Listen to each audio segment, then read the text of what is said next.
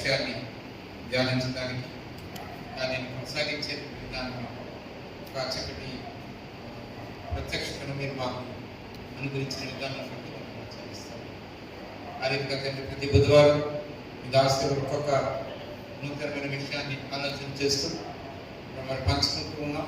ఇంతవరకు ఒక డాక్టర్ అందరూ మేము పూర్తి చేసుకుని మరి రెండవసారి చేస్తున్నాం. అదే విషయం మీద ధ్యానించడానికి మనం మాకు అనుగ్రహించిన ఈ మంచి అవకాశాన్ని బట్టి వందనాలు చేస్తున్నాం. ఇంకా మొదటి మరి విధానంలో మీరు నన్ను జ్ఞాపకం చేసుకున్నారు. మరి యేసుతో ఉన్నటువంటి సంబంధ బాంధవ్య విషయం మీరు అనుగ్రహిస్తూ వచ్చిన అంశం కొరకే వందనాలు. గొర్రెల కాపరు అదే రీతిగా ఆండ్రూ దేవుని ఆత్మ మానవుని ఆత్మ కూర్చున్నటువంటి ఆలోచన చక్కటి విధానంలో చేయడానికి ఇచ్చారు. అలాగే మరి గుడాకు యొక్క నమూనా పోలుకు అన్వయకు మీరు అనుగ్రహించిన విధానాన్ని బట్టి వందనాలు చెల్లిస్తా ఉన్నాను. అదే రీతిగా చంటి కన్ను గురించినటువంటి విధానం మరి వివరణిస్తూ కానీ మంచి కనపలు అనుగ్రహిస్తూ వచ్చిన విధానాన్ని బట్టి మీకు వందనాలు చెల్లిస్తూ ఉన్నాను. అదే సమయంలో దేవుని చిత్తమేంటి ఎలా ఎన్ని రకాలుగా దేవుని చిత్తమేంటి అనేటువంటి విషయాన్ని కూడా ఎంతో చక్కగా వివరణ చేయడానికి కృపనిచ్చారు. అందుకొరకే మీకు వందనాలు చెల్లిస్తాను. అదే రీతిగా తండ్రి ఈ సోదరు పురుషత్వం కూడా మరి శోధన అనేటువంటిది టెంప్టేషన్ అనేటువంటి దాని విషయం మీద ఆలోచనతో మరి ఆయన పరిచయను చేసిన వారు ఉన్నారు. మరి రమేష్ రెడ్డి గారు పౌరుకి జీవితంలో నుండి తన జీవిత విషయాలు అన్ని కూడా తెలియజేస్తూ వచ్చారు. వందనాలు చెల్లిస్తాం. అలా రెండవ ప్రారంభించుకుంటూ ఉన్నాం. వాటిని కొనసాగించుకుంటాము, వాటిని అవగాహన చేసుకుంటాము. మీ కృప అనుగ్రహించాను. అలాగే నేను బిడ్డలు వందనాలు మధ్యాహ్న సమయంలో ప్రార్థనకి చేరువచ్చి మీరు కనిపెడుతూ వచ్చారు. అది మీకు వందనాలు చెల్లిస్తాను.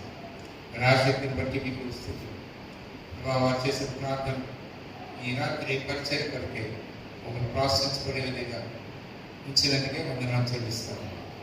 శ్రమల ప్రొఫెసర్ దీరాజన్ కూడా ఆకాంక్షంగా తీసుకొచ్చారు. స్నేహం మరి అమెరికా వెళ్ళడానికి అదే విషయంలో ప్రార్థన చేస్తూ వచ్చిన చక్కగా అన్ని బాగుగా చేశారు. మరి మీ దాసులు మన ప్రయాణం కొరకు మరి సిద్ధపరచండి. వనరులు ఇవన్నీ కూడా మార్గాన్ని సరళం చేయమని ప్రార్థన చేస్తున్నాను. దైవం మీ చేతులు మమ్మల్ని అప్పగించుకుంటూ వందనాలు చేస్తాం. గడిపే సమయం అంతా మాకు ఆశీర్వదకరంగా వస్తున్నాం.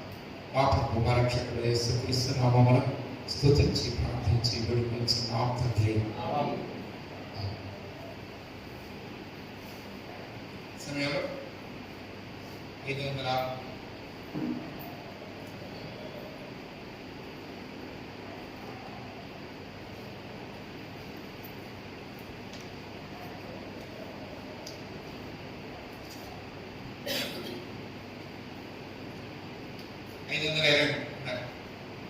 523 పాట మీరు బహుగా ఫలించవచ్చు.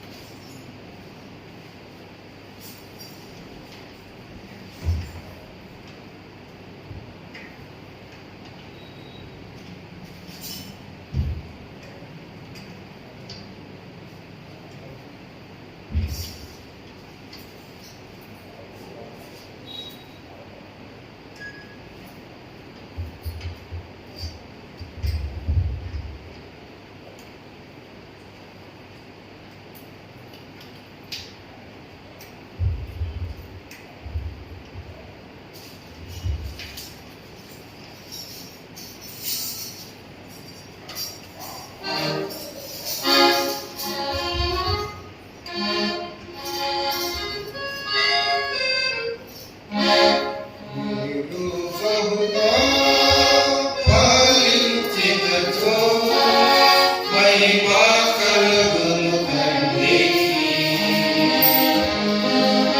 ప్రీతిగా పాలించినచో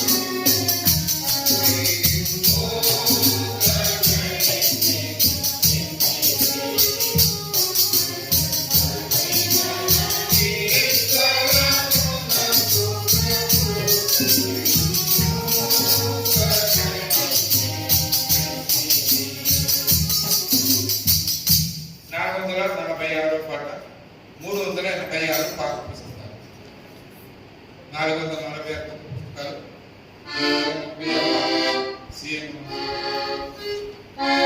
ఇది కూడా చైతన్యమూర్తి తెలుపు.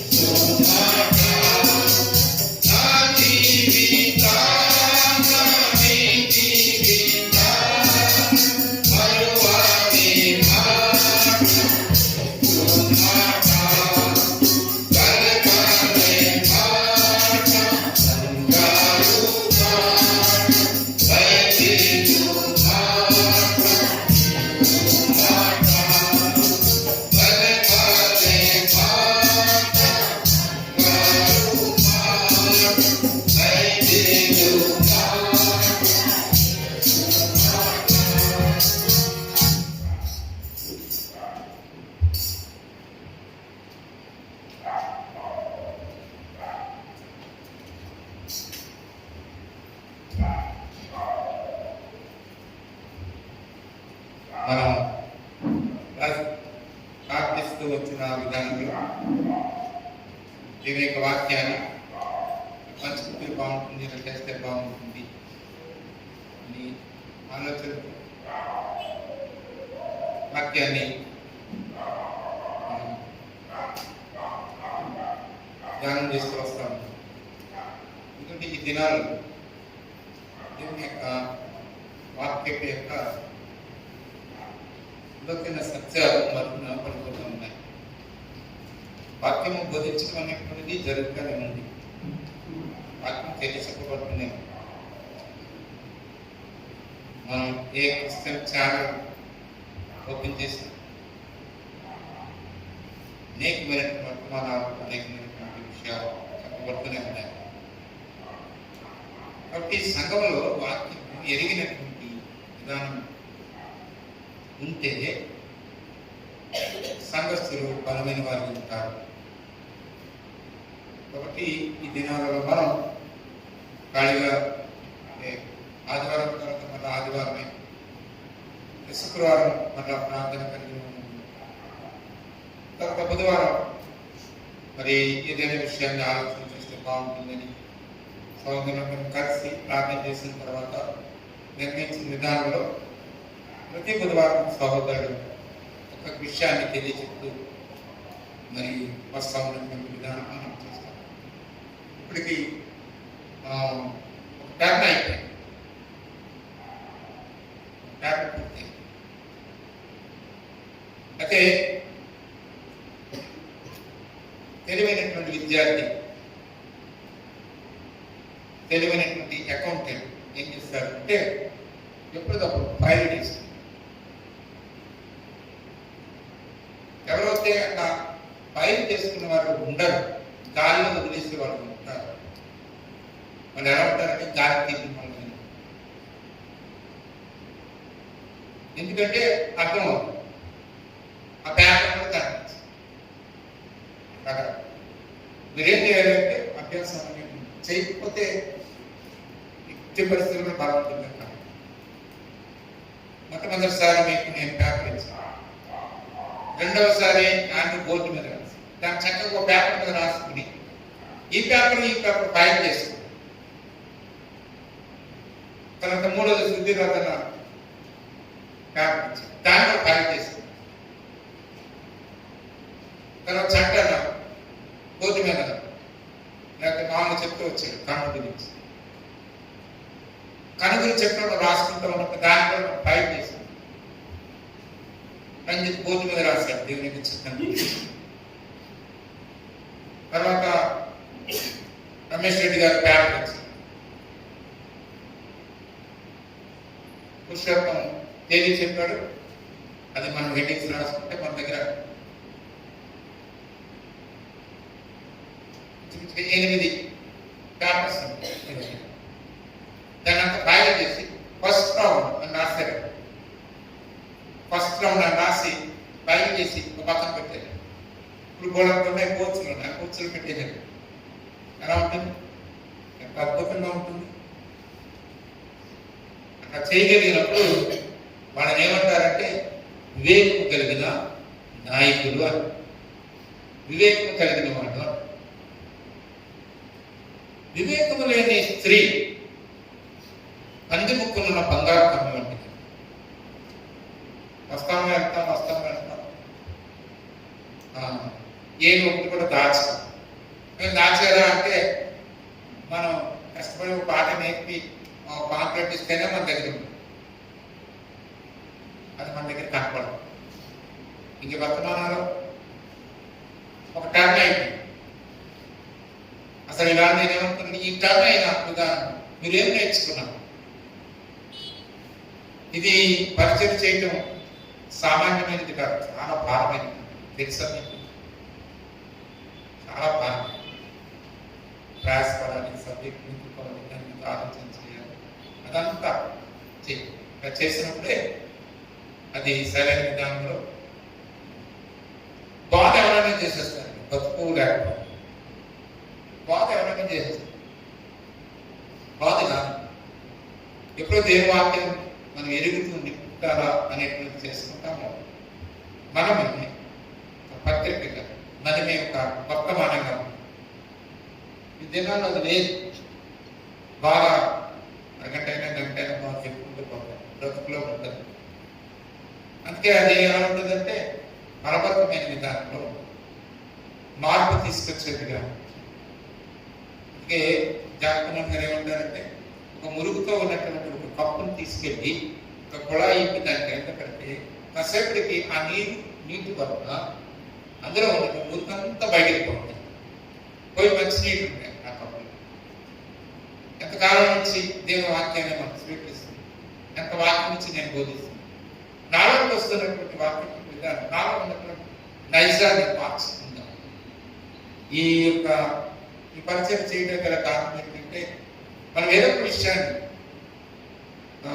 స్పష్టంగా తెలుసుకుని అట్లా మనం కొనసాగితే సంఘం ఉద్యోగపడుతుంది అనే ఉద్దేశంతో మనం పరిచయం తీసుకువచ్చాం. మొదటి రౌండ్ పూర్తయి, రెండవ రౌండ్ ప్రారంభించబడతాం. పరమగీత గ్రంథం 2వ అధ్యాయం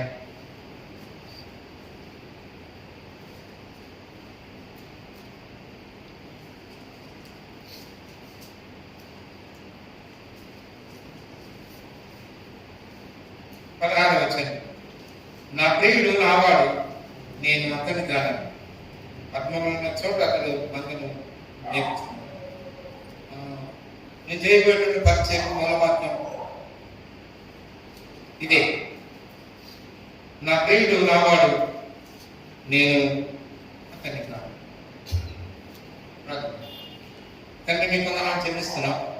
మంచి దేవుడు, నమ్మదగిన దేవుడు, మీరు అనుగ్రహించినటువంటి సమయాన్ని బట్టి రెండవ రౌండ్ ప్రారంభించిన విధానంలో నాకు అనుగ్రహించిన ఈ అవకాశాన్ని మీరు ఏదైతే నేర్పుతూ వచ్చారో నేను నేర్చుకుని బిడ్డగా ఆలోచన కలిగి వరకు మా ఇచ్చిన ఆశీర్వాదకరంగా పరపరంగా చేయండి. మా ప్రభు రక్షకుడు యేసుక్రీస్తు నామమున స్తుతించి ప్రార్థించి విడుదల తండ్రి. మాట్లాడా నేను మీతో వాక్యాన్ని పంచుకుంటున్నప్పుడు నేను ఏ విషయాన్ని పంచుకోవాలని ఆలోచన చేస్తూ వచ్చానంటే ఈ ప్రతి బుధవారం నాకు వచ్చిన యేసుక్రీస్తుతో మనకున్నటువంటి సంబంధ బాంధవ్యాలు. అందుకే ఈ మాట చదివించాను. ఏంటి? నా ప్రియుడు నావాడు, నేను అతను. వారిద్దరి మధ్య సన్నిహిత సంబంధం లేక ఒక సంబంధ బాంధవ్యము కనిపిస్తాము. అలాగే యేసు ప్రభుతో మనకు నాకు యేసు ప్రభుకి సంబంధం ఉంది. ఆ సంబంధ బాంధవ్యం ఏంటి అనేది మొదటిసారి గొర్రెల కాపరి వాళ్ళిద్దరి మధ్య ఉన్నటువంటి సన్నిహిత లేక సంబంధ బాంధవ్యాల గురించి నేను మీకు చూపించాను.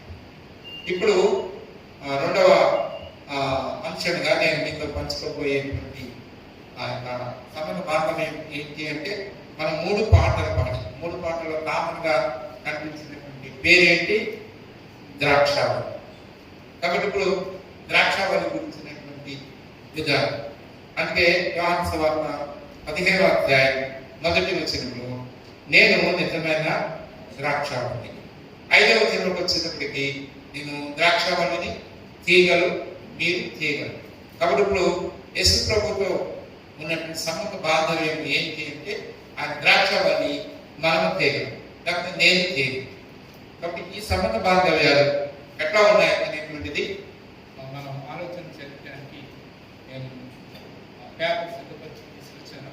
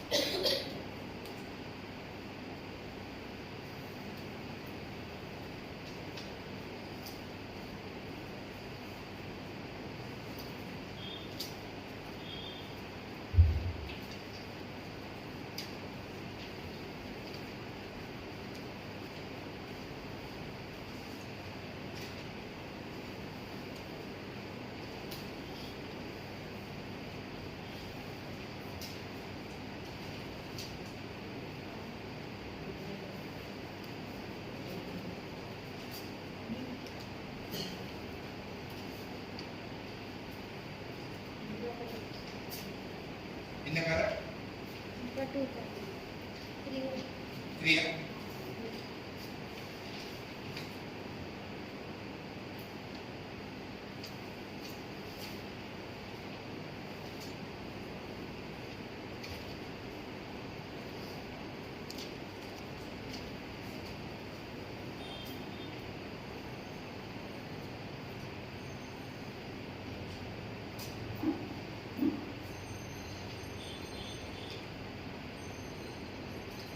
మీరు తీసుకున్నారా?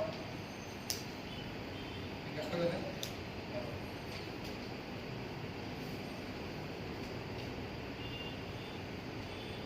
మీకు ఇచ్చిన పేపర్ ప్రకారం టాపిక్ 2, ఈ రెండవ టాపిక్ ద్రాక్షవల్లి తీగ.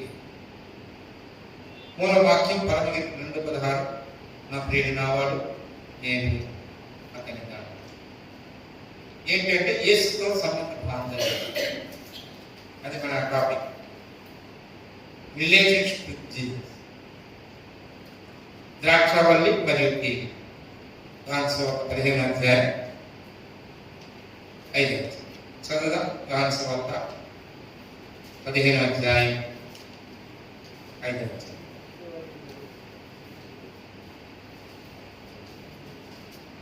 ద్రాక్షవల్లిని నేను, తీగలను. అంతే. సీయోను 10వ తారీఖు 3. యేసు ప్రభుత్వ సంబంధ బాంధవ్యాలలో ఎందుకు యేసు ప్రభువారు నేను ద్రాక్షవల్లిని, తీగల మీరు అన్నాను? ఇది చాలా లోతైనటువంటి మాట. ఎలా కుదురుతుంది? ద్రాక్షవల్లి ఆయన, తీగల మనం అన్నప్పుడు ద్రాక్షవల్లి ఏ స్వభావం మధ్య ఉంటుందో తీగలు కూడా అదే కలిగి ఉంటాయి. ఇప్పుడు ఆరోగ్యానికి సంబంధం కలిగిన వాళ్ళగా మనం ఉండాలి అంటే యేసు ప్రభువారు దేవుడైనటువంటి ఆయన శరీరధారిగా భూమికి తప్పకుండా వచ్చి తీరాలి. ఎందుకని? నేను ఏ స్థితిలో ఉన్నానో, ఏ శరీరాన్ని అయితే కలిగిన వాడు ఉన్నానో అట్లా ఆయన కూడా ఉంటేనే తప్ప రెండింటికి సంబంధం బాంధవ్యం ఏర్పాటు చేయబడదు. ఆయన శరీరధారిగా భూమి మీదకి వచ్చాడు కనుక ఆయనలో మనము అంటు కట్టబడటానికి అవకాశం అయ్యింది. మరి అలా లేకపోతే తండ్రి దేవుడు నేను ద్రాక్షావళిని అని అనలేదు. పరిశుద్ధాత్మ దేవుడు నేను ద్రాక్షావళిని అని అనలేదు. తండ్రి అయినటువంటి దేవుడు నాలో అంటుకట్టబడండి అని అనలేదు. పరిశుద్ధాత్మ దేవుడు నాలో అంటుకట్టబడండి అని అనలేదు. యేసుప్రభు అక్కడే నాలో నిలిచి ఉండండి. ఎంత అద్భుతకరమైన సత్యం అంటే తండ్రి అయినటువంటి దేవుడు మనలోనికి వచ్చి నివాసం చేస్తాడు. పరిశుద్ధాత్మ దేవుడు మనలోనికి వచ్చి నివాసం చేస్తాడు. కారణం ఏంటో తెలుసండి, యేసుప్రభు వారిలో నేను నిలిచి ఉన్న కారణాన్ని బట్టి ఆయనతో అంటుకట్టబడిన వాడు ఉన్నాను కనుక ఆయన జీవం నాలోకి వస్తుంది కనుక ఆ జీవం కలిగినటువంటి నేను తండ్రి అయినటువంటి దేవుడు పరిశుద్ధాత్మ నివాస స్థలంలో సిద్ధపాటు కలిగిన వాడుగా ఉంటాను. ఒకవేళ పరిశుద్ధాత్మ అంటే యేసుప్రభువుకి జీవం నాలో లేదని తండ్రి దేవుడు నివాసం చేయలేడు, పరిశుద్ధాత్మ కూడా నివాసం చేయలేదు. ఇది ఆలోచన చేయవలసినటువంటి విషయం ఏంటి అంటే ఇది సత్యం. ఇదేదో ఒక రకమైన బోధ లేకపోతే ఒక రకమైనటువంటి ఏదో చెప్పుకుంటా వెళ్తున్నటువంటి ప్రసంగం కాదు. ఈ సత్యాన్ని మనం అర్థం చేసుకుంటే ఎందుకు ఆయన నేను ద్రాక్షావళిని అన్నాను దాని గురించినటువంటి విధానంలో అది మనం అర్థం చేసుకోవడానికి ఒక పోలిక అనేటువంటిది ఉంది.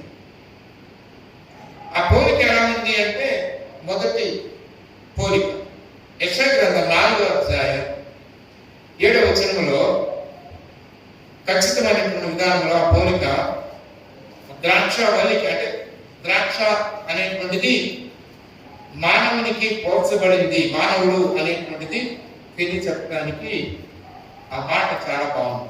యెషయా గ్రంథం 4వ అధ్యాయం 7వ వచనంలో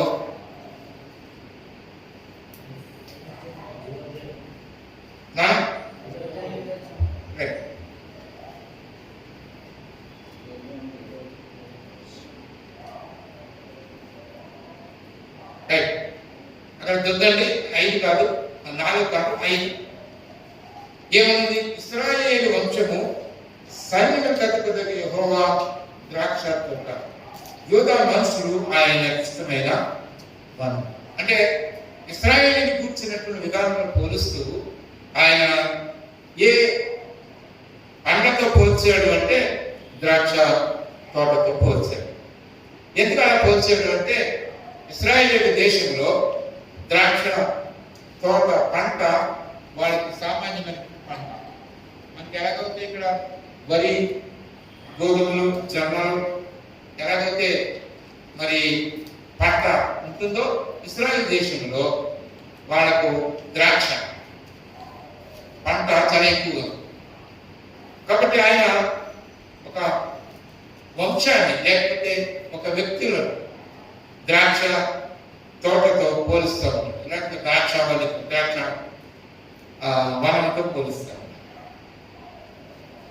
అందులో 5 అంశాలు ఆ పోలికి నేను మీకు రిఫరెన్స్ ఇచ్చాను. ఒకటి న్యాయాధిపతుల గ్రంథం 9వ అధ్యాయం,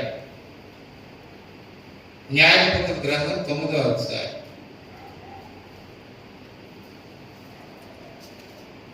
12వ వచనంలో 9వ వచనం 12వ వచనంలో అటు తర్వాత చెట్టు నీవు వచ్చి మమ్మల్ని ఏరుమని ద్రాక్షవల్లిని అడుగుగా, ద్రాక్షవల్లి దేవునిని మానవులను సంతోషపెట్టున్న ద్రాక్షారసం నేను నీయక మాని చెట్ల మీద రాజునయుండి అటు ఇటు భూమికి నేను వచ్చిదనా అని వాటితో అని. ఈ యొక్క సందర్భము మన 9వ అధ్యాయం చదివితే గత వారం యూత్లో కూడా ఇది క్విజ్గా మరి ప్రశ్న వేయబడి అంటే గిద్యోను యొక్క కొడుకు ఎవరు, అభిమేలెకు. అభిమేలెకు ఏం చేస్తూ ఉన్నాడంటే రాజ్య పరిపాలన గురించినటువంటి తపన కలిగిన వాడై అతని అన్నదమ్ములందరినీ కూడా చంపేసిన తర్వాత ఎవరినో పిలుచుకొచ్చి రాజుగా నియమించడానికి లేకపోతే తాను రాజుగా ఉండడానికి ఆలోచన చేసినప్పుడు అక్కడ ఉపమాన రీతిగా చెప్పబడుతుంది, పోలిక రూపం. ఒకరి తెలియడు, ఒకరి తెలియడు వాళ్ళు వచ్చి ఏలుబడి చేయాలి అంటే అక్కడ ఉన్నటువంటి చెట్లను ఆలోచన చేసుకుని చెప్తా ఉన్నప్పుడు ఆ విధానం అంతటిని ఏమి పోలుస్తూ ఉంది అంటే ఒక రాజ్యం కొరకు, రాజవంశం కొరకు, రాజుల కొరకు పోల్చబడుతుంది. అంటే ఎందుకు అది పోలిక అంటే మానవుడు లేక జనాలు లేక వంశాలు అని చెప్పబడతా ఉంది. ద్వితీయోపదేశకాండం 32వ అధ్యాయం, ద్వితీయోపదేశకాండము 32వ అధ్యాయం 32వ వచనంలో, ద్వితీయోపదేశకాండం 32వ అధ్యాయం 32వ వచనంలో ఒక మాట మనకి కనిపిస్తుంది. అక్కడ ఏమని చెప్పబడుతూ ఉందంటే 32:32లో వారి ద్రాక్షావళి సుగమ ద్రాక్షావళి, అది గొమ్మర పొలంలో పుట్టినది. వారి ద్రాక్ష పండ్లు పిచ్చి ద్రాక్ష పండ్లు, వాటి గెలలు చేదైనవి. వారి ద్రాక్ష రసము క్రూర సర్పముల విషయం అంటున్నారు. ఇది ఎవరి గురించి చెప్పబడుతూ ఉందంటే అక్కడ ఉన్నటువంటి ఒక జనాంగం గురించి ఆ మాట చెప్పబడతా ఉంది. అక్కడ ఉన్నటువంటి ఆ జనాంగము ఎట్లాంటి విధానం ఉంది అంటే వాళ్ళు సుగమ గుమ్మల ఎట్లాగైతే నాశనం అయిపోయి వాళ్ళ జీవిత విధానం శైలి ఎలా ఉందో అలా ఉన్నారు. కానీ ఆ ద్రాక్షావళి గురించినటువంటి విధానంటే వాళ్ళ జీవితాలు ఎలా ఉన్నాయో అలా ఉన్నారు మీరు అనేటువంటిది ఆలోచన చేస్తూ సుగమ గుమ్మల గురించి విషయాన్ని తెలియచెప్తాము. అంటే ఎందుకు మొదటి పోలిక ద్రాక్షావళి కానివ్వండి, ద్రాక్ష వనం కానివ్వండి, ద్రాక్ష చెట్టు కానివ్వండి, అది ఒక మానవ జనాంగానికి అంటే మానవునికి పోల్చబడుతూ ఉంది. ఇంకా మనం చదివితే కీర్తన గ్రంథం 80వ అధ్యాయం 14వ వచనంలో, 80వ అధ్యాయం 14వ వచనంలో కీర్తన ఏమనుంది అంటే సైన్యము అధిపతి యెహోవా ఆకాశముల నుండి మరలా చూడు, ఈ ద్రాక్షావళిని సృష్టించు, నీ గుడి చెయ్యి నాటిన మొక్కను కాయు, నీ కొరకు నీవు ఏర్పరచుకున్న కొమ్మను కాయను. అంటే ద్రాక్షావళిని సృష్టించమంటుంటే ద్రాక్షావళిని చూడండి అంటే ఏమంటామన్నాడు? ద్రాక్షావళిని చూడమంటే నన్ను గమనించండి, నన్ను చూడండి, ఈ కొమ్మను కాయండి. అక్కడే ఆ మూల భాషలో ఏమన్నాడంటే ఈ కుమారుని కాయండి. అంటే ద్రాక్షావళిని ఒక వ్యక్తితో పోలుస్తూ ఉన్నాడు. దేవునికి వాక్యంలో మనం చూస్తా ఉన్నాం. 80 అదే అధ్యాయం, కీర్తన 80వ అధ్యాయం 8వ వచనంలో, నీవు ఐగుప్తులో నుండి ఒక ద్రాక్షావళిని తెచ్చితివి, అన్ని జనులను వెళ్ళగొట్టి దానిని నాటుతుంది.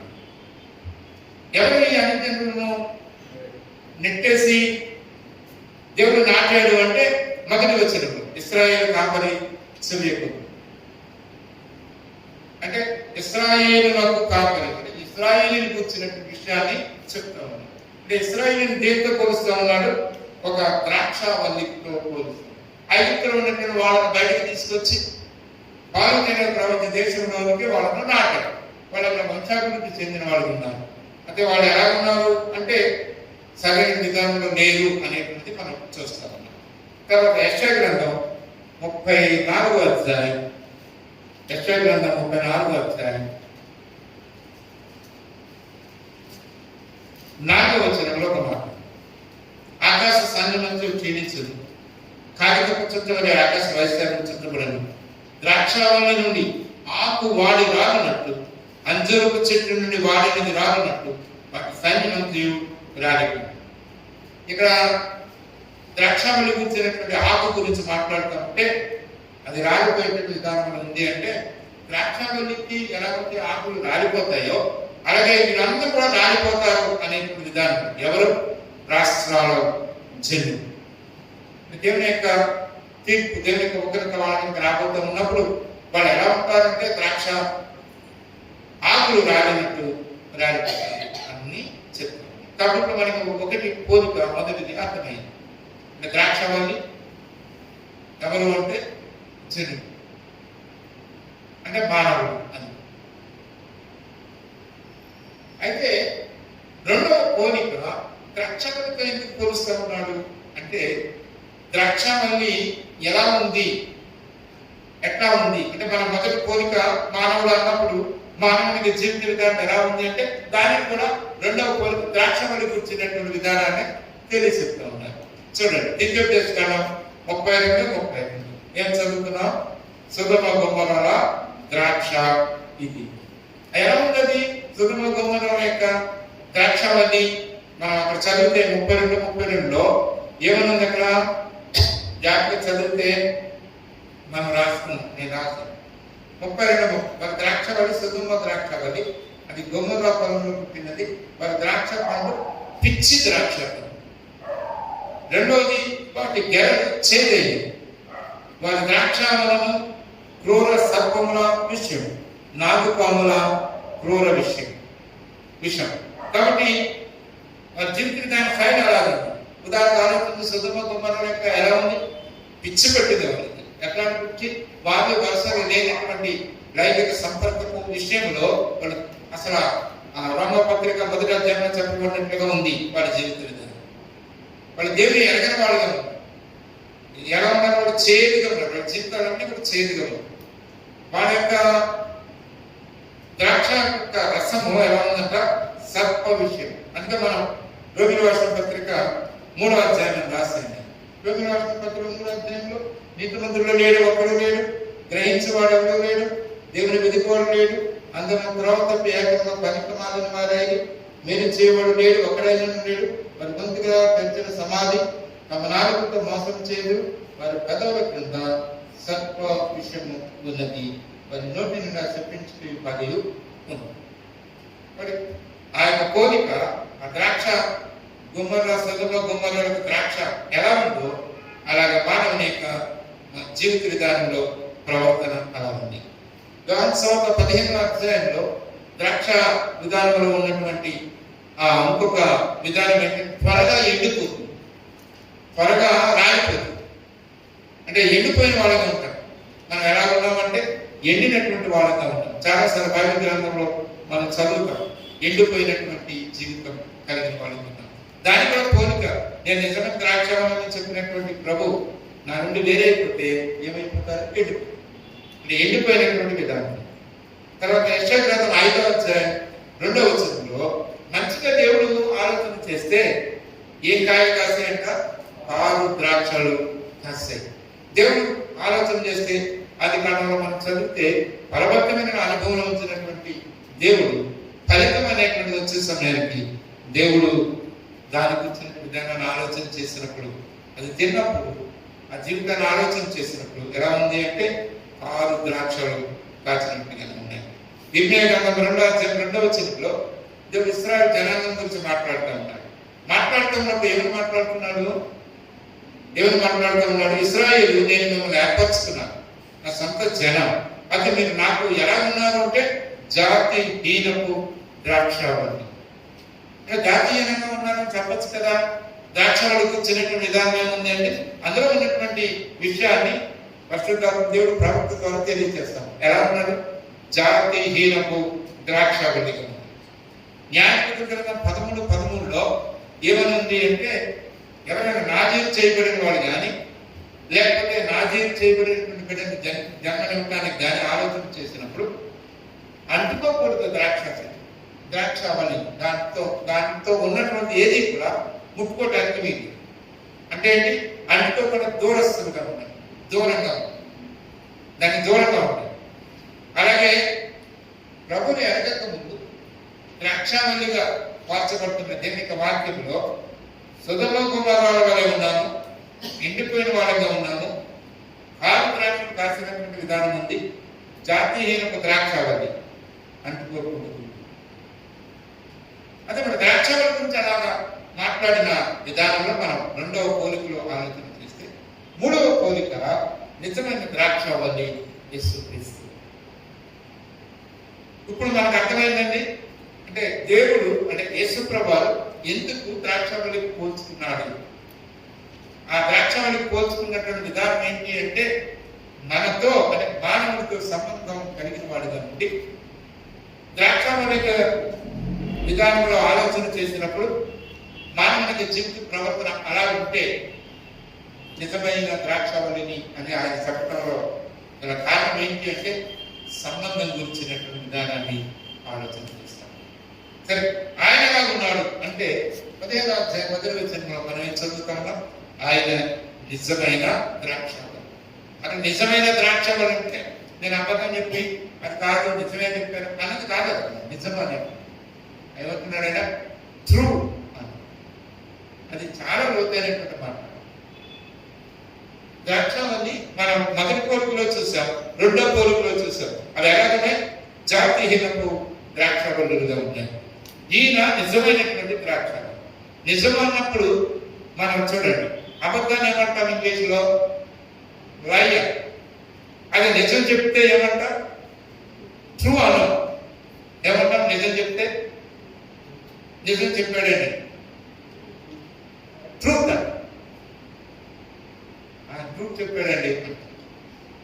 అంటే ఈ రెండింటికి మనం రాసుకున్నటువంటి సందర్భంలో పలికేటువంటి పదం దీర్ఘం. మీరు ఎక్కడైనా బుక్లో ఉన్నటువంటి విధానం ఈ రోడ్డు మీద వెళ్తున్నాను అక్కడ వాళ్ళు రాస్తారు ఏమని వైన్ షాప్ అని రాస్తారు, అంతే కదా. ఈ కొట్టు ఆ స్పెల్లింగ్ మీరు చూస్తే WINE అని రాస్తారు, వైన్. ఇక్కడ బైబిల్ గ్రంథంలో యేసుప్రభువు వారి గురించి చెప్పబడిన ద్రాక్ష రసం కాబట్టి ద్రాక్షావళి ఏమన్నది WINE అని రాస్తారు. దానికి దీన్ని తేడా అంటే అంత విధానం. కాబట్టి ఇప్పుడు యేసుప్రభువు నిజమైన ద్రాక్షావళి అంటే అది ట్రూ అనే మాట వాడడం. అంటే మానవ సంబంధంతో ద్రాక్షావళితో పోల్చబడుతున్న మానవ జీవితము చెడిపోయినదిగా ఉంటే యేసుప్రభువు తాను ఆ ద్రాక్షావళికి పోలుస్తూ ఏమన్నారంటే వాళ్ళ వంటిది కాదు, ఇది నిజమైనటువంటి. నిజమైనటువంటిది అన్నప్పుడు ఎప్పటికీ కూడా నిజంగా ఉంటుంది, ఎప్పటికీ కూడా నిజంగానే. దానికి కానీ మనం ఆలోచన చేస్తే మన జీవితాలలో జరిగే ప్రతి విషయాన్ని ఆలోచన చేస్తే అది నిజమైనటువంటిది, మార్పు లేనటువంటిది. ఏది జరిగినా ఏమున్నా ఏం చేసినా అది నిజం. అంతే, అది నిజము అన్నప్పుడు ఇంకా దానికి అబద్ధానికి తావుంది. ఇప్పుడు చూడండి ఆయన ఎలా ఉన్నారు. 15వ అధ్యాయం 1వ వచనంలో ఆయన నిజమైన ద్రాక్ష. రెండవది 1వ అధ్యాయం యోహాను సువార్త 3 ఆయనలో ఏముంది అంటే జీవము, అంటే జీవమైనటువంటి ద్రాక్ష. ఆయనలో జీవం. మొదటిది నిజము, రెండవది జీవము. అంటే ఇప్పుడు ఆయనలో ఉంది కాబట్టి నేను మరి నిజమైన ద్రాక్షవల్లిని అన్నాను. మూడవది యోహాను సువార్త 1వ అధ్యాయం 35వ వచనంలో పరిశుద్ధత. మీరు 1వ అధ్యాయం 35వ వచనంలో ఆయన అక్కడ మాట మీరు జాగ్రత్తగా చదివితే 1వ అధ్యాయం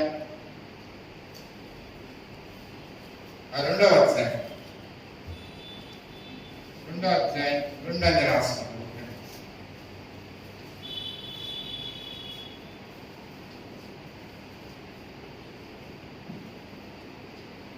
2వ అధ్యాయం 35వ. మరియు నీవు లేదు 1:30 కరెక్ట్, క్షమించండి 1:30. పరిశుద్ధాత్మ నీ మీదకి వచ్చును, సర్వోన్నత శక్తి నిన్ను కమ్ముకొను, కనుక పుట్టబోవు శిశువు పరిశుద్ధుడై దేవుని కుమారుడు అనబడును.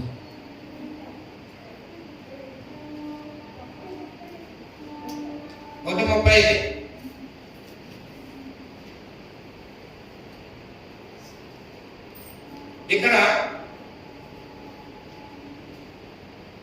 పరిశుద్ధుడై పరిశుద్ధుడుగా కాదు, జన్మించిన పరిశుద్ధుడిగా జన్మించి దేవుని కుమారుడు అనేటువంటి మాట మాట్లాడు. పరిశుద్ధుడై అంటే ఆయనలో ఏముంది? పరిశుద్ధుడు.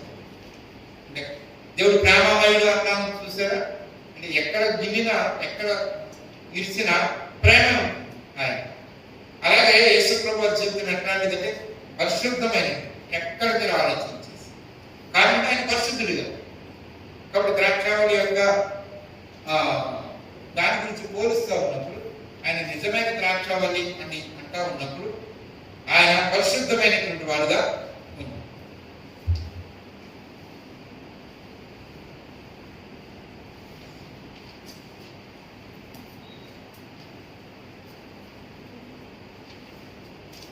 ఆయన పరిశుద్ధమైన వాడు. యోహాను రాసిన సువార్త 4వ మనం చదివితే మనం ఆయనలో వెలుగుండేది. చూడండి, యోహాను రాసిన సువార్త, నేను లోకమునకు వెలుగునై ఉన్నాను.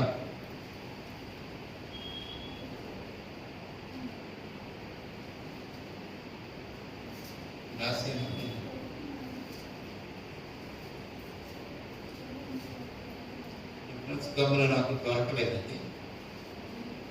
నేను లోకమునకు వెలుగునై ఉన్నాను.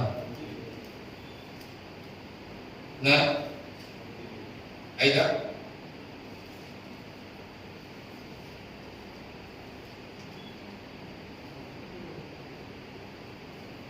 యోహాను రాసిన సువార్త సరే ఇక్కడికి వస్తే మీరు ఎలాగ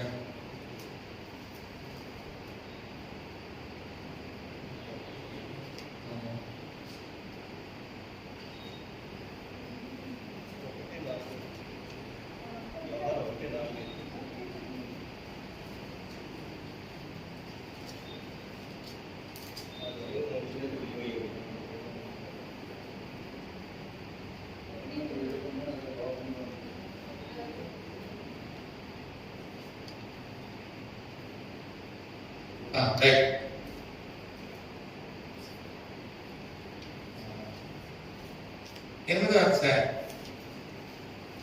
8వ అధ్యాయం 12వ వచనం. అందుకే నేను లోకమునకు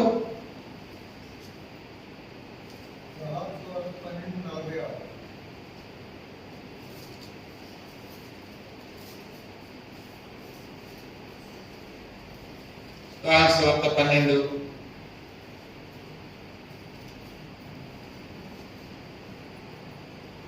నేను ఈ లోకములకు వెలుగుగా వచ్చి ఉన్నాను. కాబట్టి ఆయనలో వెలుగు, ఆయనలో నిజముంది, ఆయనలో జీవం ఉంది, ఆయనలో పరిశుద్ధత ఉంది, ఆయనలో వెలుగు ఉంది, ఆయనలో సంతోషం, ఆయనలో సమాధానం. అందుకే ఎఫెసీ పత్రిక 2వ అధ్యాయం ఆయన మన సమాధానకర్త. ఇప్పుడు యోహాను సువార్త 15వ అధ్యాయంలో ఆయన ద్రాక్షావల్లి అన్నప్పుడు మొత్తం 3 పోలికలు ఆలోచన చేశారు. ఇప్పుడు ఆయనలో అంటు కట్టబడితే ఆయన నాలో నిలిచి ఉండండి. నాలో నిలిచి ఉండండి అర్థం ఏంటి? నాలో నిలిచి ఉండండి అంటే అర్థం ఏంటి? అంటే అంటు కట్టబడాలి అని. ఇప్పుడు ఇక్కడ మనం దీనిని ఆలోచన చేస్తే లోతుగా మన జీవితాలు ఒక ఆలోచన పదములను తప్పకుండా వెళుతుంది.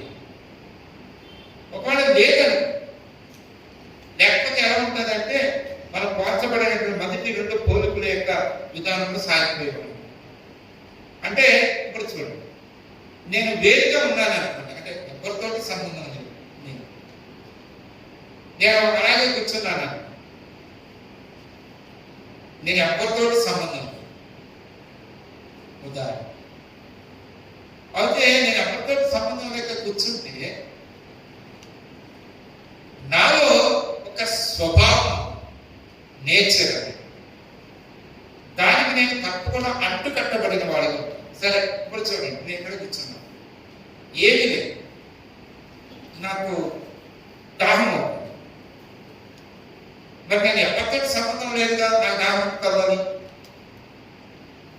సరే, ఒక చీమ అలా వెళ్తుంది అనుకుంటుంది, కొడుతుంది. దాన్ని తప్పించుకోవాలనో దాన్ని కొట్టాలనేటువంటి విధానం నేను ఎందుకు కలిగి ఉండాలి? నేను ఎందుకు కలిగి ఉండాలి అంటే నా యొక్క స్వభావం ఉంది. నాలో ఒక, మీరు బహుశా వినతే ఆయన మరి డీప్గా ఆలోచన చేస్తాడేమో, ఆత్మీయ విధానంలోకి వెళ్ళినప్పుడు మనకు అర్థం నాలో ఒక స్వభావం ఉంది. ఆ స్వభావాన్ని బట్టి, ఆ యొక్క అనుభూతి బట్టి నేను ప్రవర్తించేటువంటి విధానం. ఆ అనుభూతి దేనితో ఉంది? నేను ఎవరితో సంబంధం లేదు, నేను అలా ఒక్కడే కూర్చున్నాను. అది దేనితో ఉంది? నాతో. అది నాతో. ఆ స్వభావం నన్ను ఎక్కడ తీసుకెళ్తుంది అంటే, మనం చదివినటువంటి మొదటి 2 ద్రాక్ష వల్లితో పోల్చినట్టు ఆ పోలికలో ఉన్నటువంటి దానికి నేను అంటుకట్టబడిన వాడు ఉన్నాను కనుక ఆ విధానం. అందుకే ఆయన నిజమైన నేను ద్రాక్షవల్లిని అని చెప్పడంలో గల కారణం ఏంటి అంటే, ఆ ద్రాక్షవల్లి యొక్క విధానం అలా ఉంది, మానవులు అలా ఉన్నారు, జీవిత ప్రవర్తన అలా ఉంది. కాబట్టి నేను నిజమైన ద్రాక్షవల్లి. ఇప్పుడు ఆ నిజమైన ద్రాక్షవల్లి అంటున్నటువంటి విధానం ఏంటి అంటే, నేను కూడా మీ వలె శరీరాన్ని ధరించుకుని భూమి మీదకి వచ్చాను. మీ వంటి స్వభావం కలిగినటువంటి విధానంలో నేను కూడా ఉన్నాను. అది నేను నిజమైనటువంటి ద్రాక్ష. ఆ ద్రాక్షవల్లి ఉంటుంది. ఇప్పుడు నిజమైన ద్రాక్షవల్లి చెప్తూ ఉన్నప్పుడు ఆయన అన్న మాట ఏంటో తెలుసా? మీరు నా మాట నా యందు నిలిచి ఉంటే, అంటే నిలిచి ఉంటే, నిలిచి ఉన్నట్టు అనే మాట యొక్క అర్థం ఏంటంటే, ఇప్పుడు మరి మనం ఏమైనా పాత జీవిత విధానంలో ఆ చెట్టుతో అడ్డుకట్టబడ్డామా? లేదు, స్వభావం. ఇక్కడ నిజమైనటువంటి యేసుక్రీస్తు ద్రాక్షవల్లికి పోలుస్తూ ఉన్నప్పుడు నేను ఆయనలో ఉంటే, ఆయనతో అడ్డుకట్టబడి ఉంటే, మనం చదువుకున్నటువంటి 5 సత్యాలు, 5 ఆ జీవాలు నా లోనికి వస్తాయి. అంటుకట్టబడితే, అంటుకట్టబడకపోతే రా, అంటుకట్టబడకపోతే నా పాత స్వభావం, నా పాత యొక్క విధానం. అంటే ఇది ఒకసారి జరిగేటువంటిది కాదు. అందుకే అంటా ఉన్నాడు ఆయన 4వ పోలికలో యేసు ప్రభు నేను లేక ఇప్పుడు ఎలా ఉంటాను? యేసు ప్రభుతో అంటుకట్టబడిన విధానంలో ఉంటే. అది కారణం 40వ అధ్యాయం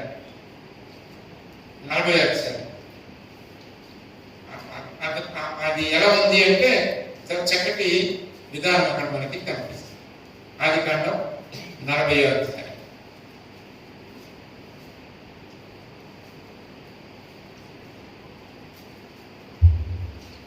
అతనికి ఒక కళ వచ్చింది, పానదాయకుడు భక్షక. అయితే ఆ కళ గురించి యోసేపుకి చెప్తా ఉన్నాడు. పానదాయకుడు కళ చెప్తా ఉన్నాడు. కళ చెప్తా ఉన్నప్పుడు ఏమంటా ఉన్నాడు నేను చదివితే, అప్పుడు పానదాయకుల అధిపతి యోసేపుని చూసి, నా కళలో ఒక ద్రాక్షవల్లి నా ఎదుట ఉండేది. ఆ ద్రాక్షవల్లి 3 తీగులు ఉండేవి. అది చిగిరించినట్టు కనబడేను, చిగిరించినట్టు ఉండేను, దాని పువ్వులు వికసించాను, దాని గెలలు పండి ద్రాక్ష ఫలములు ఆయను. అలా జరిగింది. అది ఆనందం, సంతోషం కలిగింది. అంటే ప్రభువుతో నేను అంటుకట్టబడితే నా జీవిత విధానం ఎలా ఉంటుంది అంటే, చికిత్సేదిగా ఉంటుంది, వికసించేదిగా ఉంటుంది, ఫలాలు, పండ్లు అనేటువంటివి కనపడాయి. అంతేమన్నా మీరు నా యందు మీరు నిలిచి ఉంటే మీరు ఏమవుతారు? బహుగా ఫలిస్తారు. ఆ జీవం ఎక్కడి నుండి వచ్చింది? ద్రాక్షావల్లి నుండి. మీకు ఒక విషయాన్ని ఆలోచన చేస్తే, అది చివరి మనం ఆలోచించాలి. ద్రాక్షవల్లి కారణంగా మాట్లాడుతూ ఉన్నా, ద్రాక్షవల్లి పండ్లు కాయదు. ఏం కాస్తాయి? తీగలు కాస్తాయి. తీగలు పండ్లు కాస్తాయి. అంటే కారణంగా ఏమంటే ద్రాక్ష చెట్టు, ద్రాక్షవల్లి అంటే ఈ తీగ వచ్చినటువంటి బలమైనటువంటి కాండం, స్టెమ్ అందులో ఉంటుంది. ఆ స్టెమ్ పండ్లు కాయదు. అంటే బాగా పనస చెట్టు ఎప్పుడైనా చూసారా? పనసకాయలు ఎప్పుడు చూసారా? పనసకాయలు కొమ్మలకి కాయలు కాండం దగ్గర కాస్తాయి, కొమ్మలకి కాస్తాయి, అలా తీగలా కాయలు. ఇప్పుడు మనం అలాగనుకుంటే మనం నేరేడు చెట్టు లేకపోతే రాళ్ళ చెట్టు ఎక్కడ కాస్తాయి? అవి ఆకుల మధ్య ఉంటాయి, ఈ కింద కాండం దగ్గర కాయలు. కానీ ద్రాక్ష చెట్టు ఏంటంటే తీగలకే కాస్తాయి. ఎందుకు? మీరు బహుగా ఫలిస్తే నా తండ్రి మహిమపరచబడతాడు అన్నాడు. యేసుప్రభువు భూమి మీదకి ఎందుకు వచ్చారు? తండ్రి మహిమపరచడానికి కదా. మరి తండ్రి బహుగా మహిమపరచబడడానికి అన్న మాట ఎందుకు వాడారు? ఇది మనలో తెలియదు. మనం ఫలించే కొలది, ఆ జీవం మనలో కార్యశాతం అయ్యే కొలది మనం ఏం చేపడతాం తెలుసండి? ఫలించేవాళ్ళం. ఆ ఫలం గురించి ఏం మాట్లాడుతూ ఉన్నాడు? ఆ కళలో గెలలు పండ్లు ఆయన, అంటే అటువంటి అభివృద్ధి జీవం మనం కలిగి ఉంటాం. న్యాయపత్ర గ్రంథం 9వ అధ్యాయం మనం చదివిన వాళ్ళం. ఏమంటుందో ద్రాక్ష చెట్టు చేయమంటే మానవులను దేవుడిని సంతోషపెడతాను నేను. ఎప్పుడైతే మనం ఆయనలో ఉంటామో ఆ జీవం ఏమవుతుందో తెలుసండి? దేవుడిని సంతోషపెట్టే వాళ్ళని ఉంటాము. తర్వాత ఇతరులను కూడా సంతోషపెట్టే వాళ్ళని. కార్యం యొక్క విధానం దేవుని ఎలా సంతోషపెడతాం? బహుగా ఫలించే వాళ్ళకి ఉంటాం. అందుకే యేసుప్రభువు వారు కూడా అన్నారు, నేను తండ్రి యొక్క చిత్తాన్ని నెరవేర్చి ఆయనను సంతోషపెట్టినాడు. అంటే ఆయన ఏమన్నారు? ఇది ఎందుకు నేను ఆనందిస్తాను. ఆ మాట చాలాసార్లు ఆలోచించి 30 సంవత్సరాల ఆయన జీవిత విధాన శైలిని చూచి అన్నాడు. అంటే ఏమైంది? ఇప్పుడు ఆ ద్రాక్ష ఇది దేవుని సంతోషపరిచిన జీవిత విధాన శైలి కలిగి. అలాగే మనం కూడా ఆయనలో ఉంటే దేవుని మనం సంతోషపెట్టే వాళ్ళగా కీర్తన 128:3 మనం చదువుకున్నాం. ఏంటి? ఈ లోకట నీ భార్య ఎలా ఉంటుంది? ఫలించు ద్రాక్ష అంటే ఏముంటుంది అక్కడ? ఆనందం ఉంటుంది, సమృద్ధి. అందుకే యేసుతో నేను కలిగి ఉంటే, క్రీస్తుతో నేను కలిగి ఉంటే అంటుకట్టబడితే నేను ఫలించి చిగిర్చి ఏమవుతాను? వికసించేవాడు. రెండవది దేవుణ్ణి ఇతరులను సంతోషపెట్టేవాడు. మూడవది ఎలా ఉంటానో తెలుసా? ఆనందం, సంతోషం, సమృద్ధి అనిపించాడు. కానీ దేంతో పోల్చాడు ఆయన? భార్య విధానాన్ని దేంతో పోల్చాడు తెలుసా? ఫలించేటువంటి ద్రాక్ష వల్లితో పోల్చాడు. ఇంకొకటికి భార్య ఫలించిన ద్రాక్ష అంటే దాని అర్థం ఏంటంటే ఎంతో ఆనందం, సంతోషం. సొలొమోను అది ఎరిగిన వాడు ఉన్నాడు. ఎరిగి ప్రసంగి గ్రంథంలో రాస్తాడు ఆ విషయాన్ని.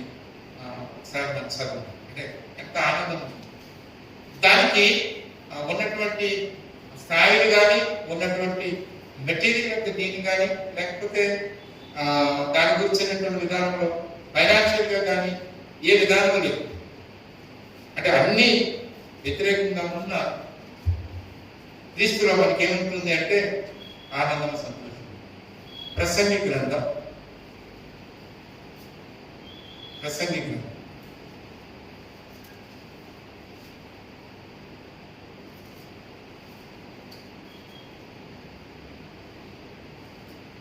ఆయన అంటాడు ఆ మాట అని చక్కగా.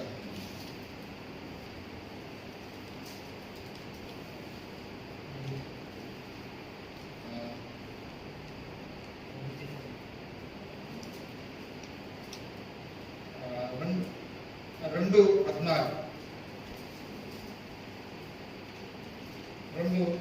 14 ఏమనుందంటే, మరియు ప్రతివాడు అన్నపానములు కూర్చుని పదములు తమ కష్టార్జితము వలన సుఖమును అనుభవించుట దేవుడిచ్చు బహుమానమే అని తెలుసుకుంటుని. ఇంకా ఇంకో దగ్గర 24 అన్నపానములు కూర్చుకుంటే కంటేను తన కష్టార్జితం చేత సుఖపడుట కంటేను నలునికి మేలుకరమైనది ఏదీ లేదు, ఇది దేవుని వలన కలిగినదని నేను తెలుసుకుంటాను.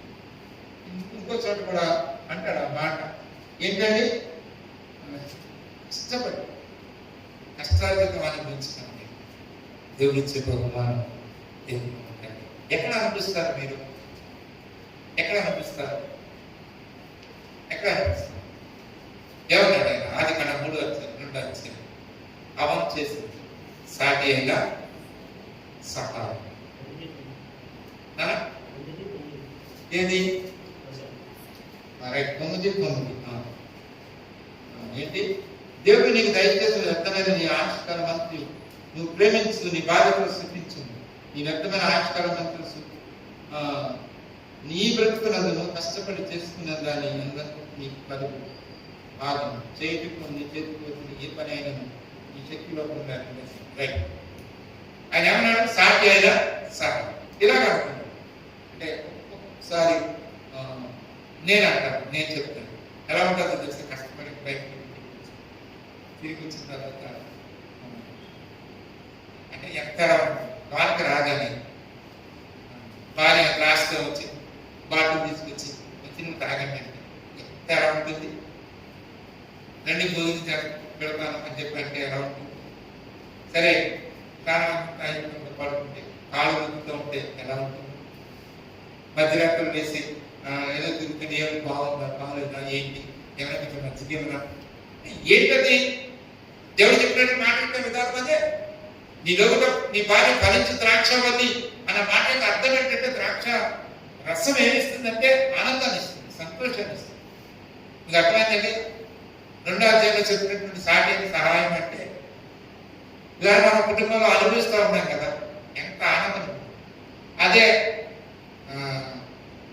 ఎండ కూడా అనిపించిన తర్వాత ఎంత పాపం ఉందంటే నీళ్ళు ఇవ్వకపోతే వచ్చి ఎదుర్కొంటూ వచ్చి పక్కల గురించి మాట్లాడిన వాళ్ళు వచ్చారండి, ఆ చట్టాలు వచ్చారంట, ముందు మంచిని వేయాలి ఆ నెలలో మాట్లాడు. ఎప్పుడైనా వచ్చిందనుకోండి దాని యొక్క దెబ్బలు పడతారు కదా, మొత్తాన్ని మనకి గ్లాస్ మంచినీళ్ళు కూడా ఇవ్వ, అవన్నీ నీకు ఎదికే. ఇంకోటి ఇప్పుడు మీకు వాళ్ళకి వచ్చారు ఓ మాట్లాడుతూనే ఉందండి, అటు ఇటు తిరుగుతూ ఆ గ్లాస్ నీళ్ళు తీసుకుని ఇలా మాట్లాడుకోము ఎత్తే ఏమంటారు? మనం ముందు గ్లాస్ ముందు ఫోన్ అక్కడ పెట్టు కదా. ఎందుకని? లోకట ఫలించే ద్రాక్షావళి ఉదాహరణ ప్రేమను పడ్డారు. చివరిగా మనం చదివితే తిమోతి రాసిన 1వ పత్రిక 5వ అధ్యాయం 23వ వచనంలో ఏముంటుందో సార్? తిమోతి అత్తమానము జబ్బు పడుతుంది, ద్రాక్షారసం తెచ్చుకో. ద్రాక్షారసం ఏం చేస్తుంది? స్వస్థతనిస్తుంది. అంటే ఆ స్వస్థత అనేటువంటిది అంటే ఒక్కొక్కటి లోతైన విధానం. ఏంటి స్వస్థత? గాంధీ రాసిన 1వ పత్రిక 1వ అధ్యాయం. ఆయనతో మనం అన్యోన్య సహవాసం కలిగినప్పుడు, ఏ అనానుకూలత అయినా సరే మన జీవితాల్లో జరిగినప్పుడు అక్కడ రాయబడిన మాట 7వ వచనంలో అప్పుడు ఆయన అంటే యేసు ప్రభు యొక్క రక్తం మనల్ని ఏం చేస్తుంది? పవిత్రులుగా చేస్తుంది. అదే మన సొంత 7వ వచనం. యేసు క్రీస్తు రక్తము ప్రతి పాపము నుండి. మరి ఆ మాట రాస్తా ఉన్నప్పుడు పాపం నుండి అంటే మరి ముందు జరగలేదా? పెనాల్టీ ఆఫ్ సిన్ నుండి అంటే విడిపింపబడిన మనం పవర్ ఆఫ్ సిన్ క్రింద ఉన్నప్పుడు మన మీద పడుతున్న ప్రతిదీ కూడా సహవాసం చేస్తున్నాం, ప్రతి దానిని కూడా ఏం చేస్తామంది? అడుగుతాం. ఎవరిది? యేసు క్రీస్తు ఇక్కడ ఉంటాం. అంటే మనం పాపాలు దేనితో పోలుస్తా ఉన్నాం? రోగంతో పోలుస్తా ఉన్నాం. కాబట్టి ప్రేమతో ఉంది స్వస్థత అనేటువంటిది జరుగుతుంది. లోక సువార్త 22వ అధ్యాయం 17 ఏంటది? యేసు ప్రభువు ఆరోహణ గెత్సేమనే తోట గడపకు ఆ మేడకు నా పస్కా పండుగ రోజున రొట్టెలు ఇచ్చారు. నేను ఇచ్చాను వాళ్ళకి ద్రాక్షారసం ఏం చూపిస్తాను? నిబంధనలు చూపిస్తాను. నిబంధన అంటే తాగే వరకు వచ్చే వరకు నేను మళ్ళీ వచ్చే వరకు ద్రాక్షారసం తాను అంటే ద్రాక్షారసం ఏం చూపిస్తాను? ఇది అనేకుల పాపములకు చెందింపబడ్డ నిబంధన. ఈ నిబంధన ఎలా చేయగలం? ఈ నిబంధన ఎలా అవుతుంది? నేను ఆయనలో ఉంటేనే కానీ ఆ నిబంధన నేను స్వాధీనపరచుకున్నాను. నేను ఆయనలో ఉంటేనే ఆయన నిబంధన చేశాడు. ఆ నిబంధన నాకు రావాలంటే నేనేం చేయాలి? ఆయనతో అంటుకట్టబడాలి. అందుకే ఏమన్నాడు ఆయన? నా మీరు మీలో నా మాటలు నిలిచి ఉంది. ఏమంటున్నాడు నిబంధన? ఏమంటున్నాడు ఆయన? మీకు ఏది ఇష్టమో మీకు కాబట్టి సంబంధం ఆమె రిలేషన్షిప్ విత్ జీసస్. ద్రాక్షావల్లి రామ్స్ ఒక 15:5. అక్కడ పోలిక, మొదటి పోలిక ద్రాక్షావల్లి మానవ పోలిక. ద్రాక్షావల్లి మానవ జీవిత విధానానికి సాధన. అలా ఉంది కనుక యేసుప్రభు గారు నేను నిజమైన ద్రాక్షావల్లి. మరి ఆయనలో ఉన్నప్పుడు ఆ ప్రవర్తన ఎలా ఉంటుంది, ఆయన ఎలా ఉన్నాడు, అది మనలో ఉంది. రాజసాగుతుంది అందుకంటున్నాడు, నాలో మీరు నా మాట నుంచి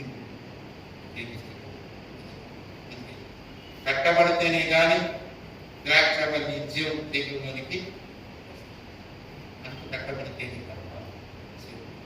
నేను ఎంత చేసి ప్రభు గురించి ఎంత మాట్లాడాను, ఆయనతో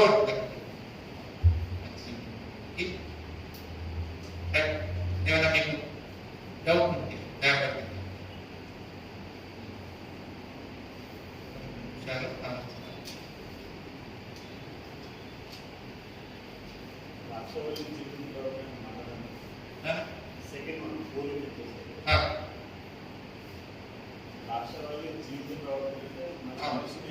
అంటే అక్కడ ద్రాక్షావల్లి జీవిత ప్రవర్తన అన్నప్పుడు వాళ్ళ జీవిత విధానం ఎలా ఉంది అంటే, ఒక ద్రాక్షావల్లి ఎలా ఉందో అలా ఉంది.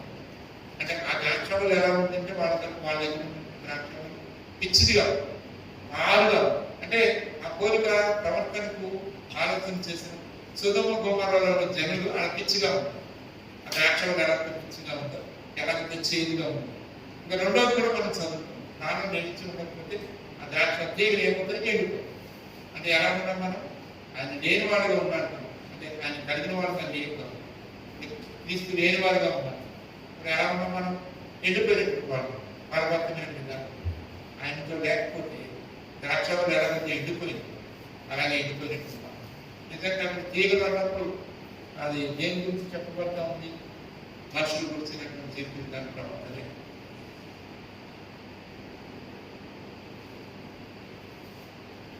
అంటే ఆయన కూడా జీవిత విధానం ప్రవర్తన ఆలోచించిన ద్రాక్షావల్లి కూడా అలా ఉంది. అంటే వాడు అలా పాడైపోయినప్పుడు చెడిపోయినటువంటి ద్రాక్షావల్లి గురించి మాట్లాడాలి. ఉదాహరణకి ఇశ్రాయేలు ప్రజలు పవిత్రమైన ఏర్పరచుకున్నారు పస్కా యుద్ధం. అంటే జాతిహీనపు ద్రాక్షావల్లి కూడా ఉంది. అంటే జాతికి సంబంధించకుండా హీనమైన ద్రాక్షావల్లి కూడా, కాలు ద్రాక్ష, చేదు ద్రాక్ష. ఇంకొక విధానం ఆలోచన చేస్తే మిశ్రమం ఉన్నటువంటి విధానం పోలుస్తాం, కాయలాగే కాదు. అందుకే ఏం పోలుస్తున్నాడు, మీరు జాతిహీనపు జనాన్ని అయ్యారని చెప్పొచ్చు కదా. ఇర్మియా 2:2 ఏమంటే మీరు అలా ఉన్నారు, జాతిహీనపు వంశంగా ఉన్నారు అని అనొచ్చు కదా. దేని పోలుస్తూ ఉన్నాడు, ఇశ్రాయేల్ జనాన్ని గురించి పోలుస్తుంది. ఇశ్రాయేల్ జనాన్ని గురించి ఇర్మియా గ్రంథంలో మనం చదివితే ఏమనుకుంటుందో తెలుసా, నేను శ్రేష్టమైనటువంటి ద్రాక్షావల్లి మీ తల్లి నాకు కనుక ఏమైంది, జాతిహీనపు ద్రాక్షావల్లిగా పోలిక. అంటే పోలిక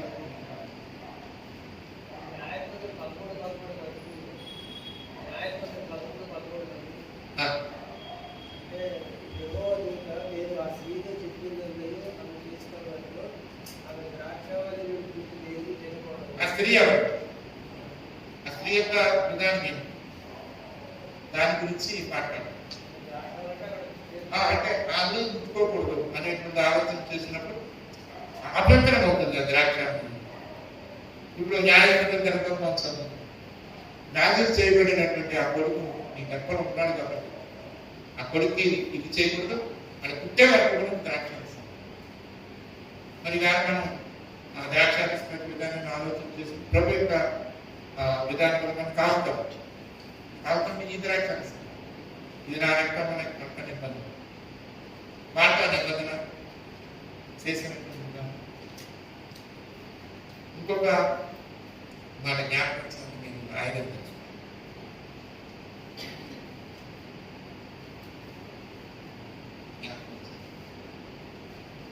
మంచి ఆలోచన, మంచి మాట. పాత నిబంధనలో అది జరగలేదు. అలా పాత నిబంధనలో రాలేదు. పాత నిబంధనలో ద్రాక్షల గురించి కోరిక అనేటువంటి చేశారు కదా, జాతీయ ద్రాక్ష జాతీయ. కానీ అంటుకట్ట కట్టబడేటువంటి విధానం వాళ్ళ దగ్గర లేదు.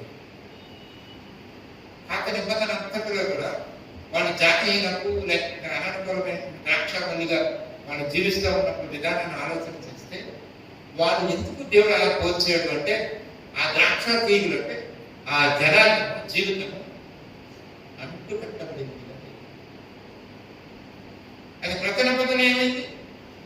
అంటు కట్టబడిన వాళ్ళు ఉన్నారు. ఎలా అంటు కట్టబడ్డాం మనం? ఆయన నిజమే ద్రాక్ష సరైన దారిలో వచ్చాడు. వాడికి ఆ మాదిరి లేదు, అంటు కట్టబడే విధానం. అందుకని ఆ ద్రాక్ష చెట్టు ఎలా ఉందో దానిని నెగిటివ్ గా ఆలోచన చేస్తే వాళ్ళ చెట్టు విధానాన్ని ఆ ప్రవర్తనను పోలుస్తూ చెప్తుంది. నూతన నిబంధనలో యేసు ప్రభు శరీర గాడి భూమి మీదకి వచ్చి నిజమైన ద్రాక్షలుగా ఉంటుంది. అంటే ట్రూ అనే మాట వాడు. ఆ ట్రూ అనేటువంటిది మనకు కొంచెం లోతు కంటే అర్థం. ఆ నిజమైన ద్రాక్షలు కనుక ఆయనతో అంటు కట్టబడేటువంటి అనుభవం మనకి నూతన నిబంధన ఉంది.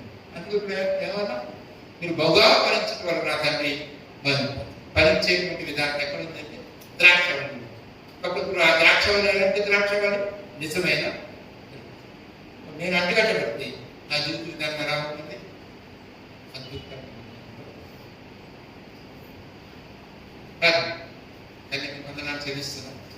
మంచి దేవుడు మమ్మల్ని అనుభవించిన సమయాలు ఇదే ఉండడం ద్రాక్షాన్ని తీగల గురించి ఆలోచన నిర్వాదించిన పరిధి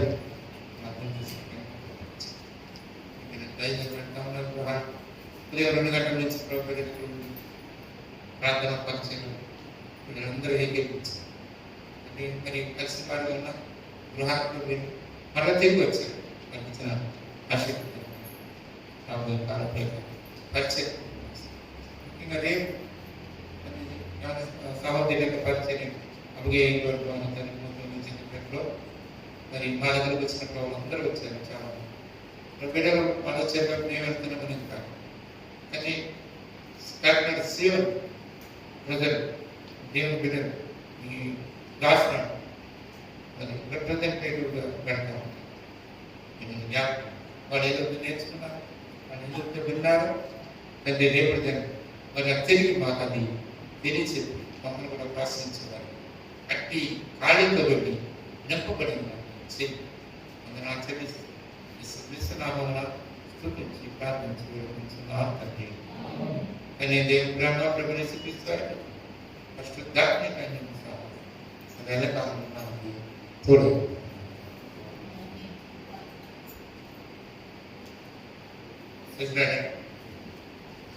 మీకు వెంట చేసి కార్యం ఏం మరి దాని మీద మీకు ఏమైనా ఇంకా నూతనమైన ప్రారంభం లేకపోతే ఇంకా ఏమైనా దాని గురించి వస్తే మీరు యాక్టివ్ ఎక్కువ రాసుకోవచ్చు. ఎందుకంటే మీకు యాక్టివ్ పేజీ అది